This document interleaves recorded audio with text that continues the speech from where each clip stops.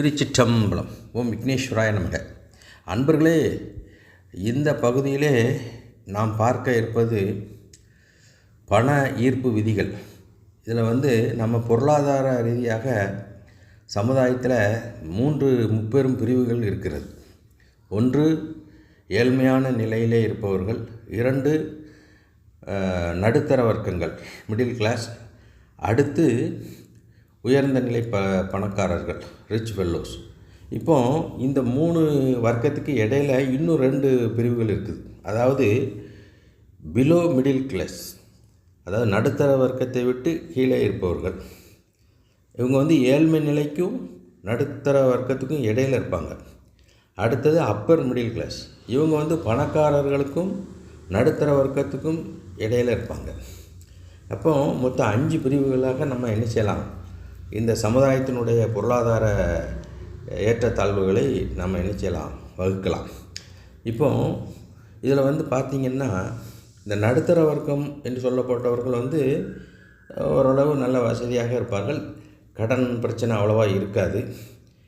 தன்னிறைவோடு வாழ்வார்கள். பெரும் செழிப்பு என்று சொல்ல முடியாவிட்டாலும் தேவையான பூர்த்திகள், அடிப்படை தேவைகள் எல்லாம் அவர்களுக்கு இருக்கும். உணவு, உடை, உறைவிடம், இவைகளெல்லாம். இப்போ இதை விட கூடுதலாக குடியிருப்பதற்கு ஒரு நல்ல வசதியான வீடு, அதிலே கூட 4-5 வீடுகள் வாங்கியிருப்பாங்க. அதில் வாடகை வரும், கார் வசதிகள் இருக்கும், வீட்டில் ஏசி போன்ற வசதிகள் இருக்கும். ஓரளவு கடன் எந்த ஒரு அவசர தேவைக்கு கூட ஒரு 5 லட்ச ரூபா எடுக்கணும்னா அவங்களுக்கு கடன் வாங்காமல் எடுக்க முடியும். அப்போ இவங்க அப்பர் மிடில் கிளாஸ், நடுத்தர வர்க்கத்தை உயர்ந்தவங்களாக இருக்கிறாங்க. பணக்கார நிலையை நோக்கி போயிட்டுருக்குறாங்க. அடுத்து பணக்கார நிலை என்பது பல கோடி ரூபாய்களை கையில் வச்சுக்கிட்டு பிளாக் மணி, அது இது ஏகப்பட்ட சொத்துகள், வேலைக்கு ஆட்கள், நிர்வாகத்தை கவனிக்கிறதுக்கு கணக்கு பிள்ளைகள், அப்படி இப்படின்னு அது மில்லியனர்ஸ்னு வைங்களேன், பல கோடி ரூபாய்கள். அது ரிச்சஸ்ட் ஃபெல்லோஸ். இப்போ இதில் நாம் இந்த பிரபஞ்ச விதியை பார்க்கும் பொழுது, இந்த பண ஈர்ப்பு விதி இருக்கிறது அல்லவா, பொருளாதார ரீதியாக இந்த சமுதாயத்தில் காணப்படுகின்ற இந்த 5 நிலைகளையும் பார்க்கும் பொழுது இதுக்கு 2 முக்கிய விதிகள் நம்ம கவனிக்கணும். அதில் முதல் விதி பார்த்திங்கன்னா, யூனிவர்சல் லா ஆஃப் வைப்ரேஷன். அப்புறம் 2வது விதி யூனிவர்சல் லா ஆஃப் அட்ராக்ஷன். அதாவது பிரபஞ்சத்தின் அதிர்வு எண் விதிகள், பிரபஞ்சத்தின் ஈர்ப்பு விதிகள். இதுதான், இந்த 2 தான் நம்ம இந்த சமுதாயத்தில் இந்த 5 வேறுபாடுகளையும் ஏற்படுத்தி இருக்கிறது. இதில் முதல்ல உள்ளது பார்த்திங்கன்னா லா ஆஃப் வைப்ரேஷன். அது அதிர்வுகள். இந்த அதிர்வுகளில் தான் மனதினுடைய தன்மை ஏற்படுகிறது. அதற்கு ஏற்ப பிரபஞ்சமானது என்ன செய்கிறது, வழி நடத்துகிறது. இப்போ பணக்காரராவது ஒரு பக்கம் இருக்கட்டும், இந்த அதிர்வுகளில் மைனஸ் இருக்கக்கூடாது.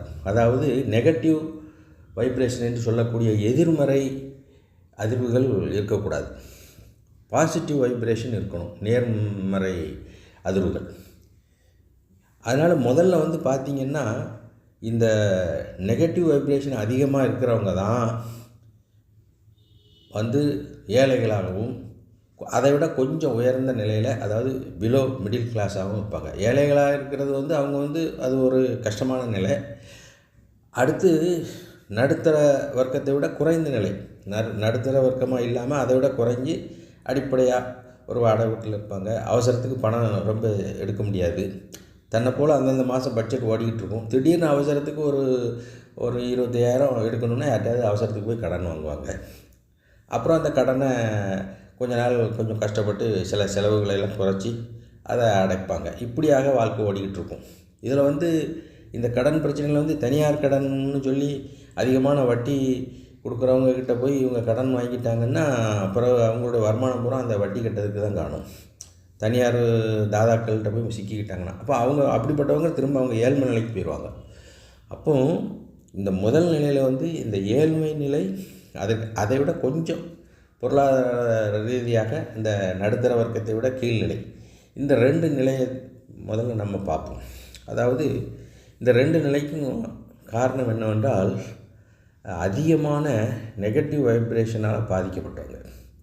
அப்போ இந்த நெகட்டிவ் வைப்ரேஷனை எப்படி உணர்வது என்று சொன்னால், இப்போ உதாரணத்துக்கு இதை எதுவுமே நம்மளால் சாத்தியப்படாது, ஆசை ரொம்ப படக்கூடாது, இது தேவையற்றது, அப்புறம் இது நம்மளால் முடியாது அப்படிங்கிற மாதிரியே ஒரு எண்ணம் வந்து இருக்கும்.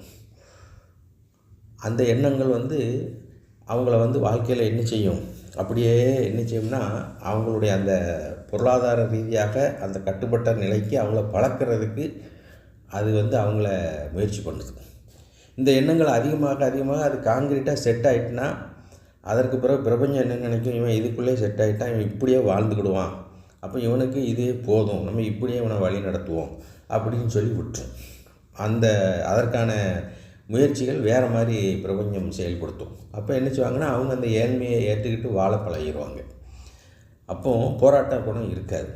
போராட்ட குணம் என்பது யார்ட்டையும் சண்டை போடுறதில்லை, இந்த வறுமை நிலையை எதிர்த்து முன்னுக்கு வரக்கூடியது.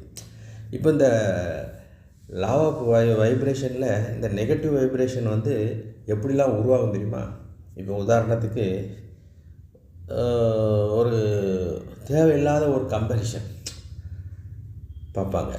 இப்போ ஒருத்தர் இருப்பார், ஒரு பெரிய செல்வந்தர் இருப்பார், அவர் எதேச்சமாக போயிட்டுருப்பார், அவர் லேஸ் பழக்கம் இருக்கும். அப்புறம் அவரை பார்த்த உடனே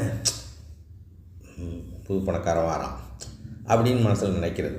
அப்போ என்ன அர்த்தம், அவன் பணக்காரன், நான் கஷ்டப்படுறவன் அப்படின்னு தனக்குத்தானே ஒரு ஒரு ஒரு படிவை ஏற்படுத்துது மனசில். இதுதான் நெகட்டிவ் வைப்ரேஷன், இதோடைய வேலை அதுதான். ஆமாம், அடுத்தால வந்தோன்னா அவர் வந்து கவனிக்காமல் அப்படி பேசாமல் போயிருந்தாருன்னு வச்சுக்கிடுவோம். அவர் ஏதோ ஒரு சிந்தனையில் இருப்பார், அவர் போயிட்டுருக்கிறாருன்னு வச்சுக்கிடுவோம். அவன்லாம் புது பணக்காரன் ஆகிட்டான், அந்த திமிரில் போகிறான், நம்மளெல்லாம் கண்டுக்கிட மாட்டான், சரி போகிறான் அப்படின்னு நினைக்கிறது மனசில்.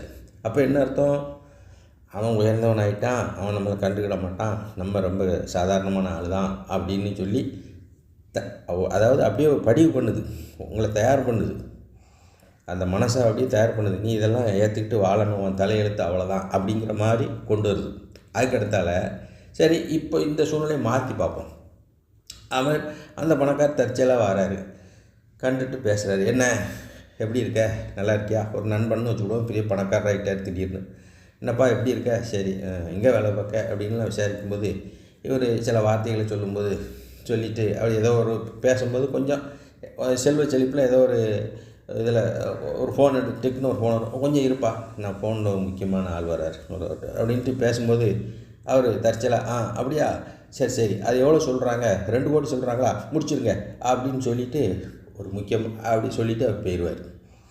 உடனே அவர் போன உடனே அவன் பெரிய கோடிக்கணக்கில் ஏதோ இடம் வாங்க போகிறானா, அதை நம்மகிட்ட காட்டணுமா, அதுக்காக மெனக்கிட்டு என்ன செய்கிறான், ஃபோனில் பேசும்போது அப்படி சொல்லிட்டு போகிறான். புது பணக்காரன் கோடிக்கணக்கில் பணம் இருக்குங்கிறத நம்மகிட்ட சொல்லி நங்கு கட்டிட்டு போகிறான், என்னமோ அவன்கிட்ட தான் புதுசாக சேர்ந்த மாதிரி அப்படின்னு சொல்லி என்ன செய்கிறது, அவர் இயல்பாக பேசினா கூட அதை அப்படி மாற்றி எடுக்கிறது. இன்னொரு நிலைமை, அவர் அப்படியே பேசினாருன்னே வச்சுக்கிடுவோம், அலட்சியப்படுத்துகிறாருன்னே வச்சுக்கிடுவோம். அப்பவும் அந்த அலட்சியத்தை என்ன செய்கிறது, அவர் இப்போ இது தற்செயல் அலட்சியப்படுத்தாமலே தானாகவே இப்படி நினைக்கிறது வேறு, உண்மையிலே அலட்சியப்படுத்துகிறாருன்னு வச்சுக்கிடுவோம். நான் வெளியே போய் பேசுவேன், அப்பவும் அவன் அலட்சியப்படுத்துகிறான், பழசை மறந்துட்டுருக்கான், இதெல்லாம் எத்தனை நாளைக்கு, இவனோட பெரிய பணக்காரனாக ஒன்றும் இல்லாமல் போயிட்டான், இவன் எவ்வளோ அப்படிங்கிறது. இப்போ இது வந்து பொறாமையாக மாறுது. அப்போது இப்படி வந்து இந்த மாதிரியான ஒரு பேச்சுகள் எண்ணங்கள் ஒரு மனசில் இருக்க என்ன ஆகும்னா, மற்றவனை வந்து பெருசாகவும் தன்னைத்தானே குறைவாகவும் நினச்சி அந்த ஏழ்மையான நிலைக்கோ அல்லது தன்னை வந்து ஒரு சாதாரணமான ஒரு நிலைக்கு வாழ்வதற்கு அவன் என்ன செய்கிறான், அவன் மனசானது அவனை பக்குவப்படுத்துது. அவன் என்ன செய்கிறான், தன்னை அறியாமலே அந்த பக்குவ நிலைக்கு அவன் போயிட்டுருக்கிறான். அப்போ என்ன ஆகும், பிரபஞ்சம் என்ன நினைக்கும், இவன் இதற்கு தான் தகுதியானவன், இவன் இப்படியே இருக்கட்டும் அப்படின்னு அதற்குரிய வாழ்க்கை நெறிமுறைகளையும் உங்களுக்கு என்ன செய்யும், கொடுக்கும். அப்போ இந்த மாதிரியான நெகட்டிவ் அதிர்வெண்கள் இது மாதிரி நூற்றுக்கணக்கான நெகட்டிவ் வேவ்ஸ் இருக்குது. அதில் இப்போ நான் இதை மட்டும் சொல்லியிருக்கிறேன். அடுத்த வீடியோக்குள்ளே இன்னொரு நெகட்டிவ் வேவ்ஸ் இதை மாதிரி உள்ள அதிர்வுகளை நம்ம பார்ப்போம். நன்றி, வணக்கம்.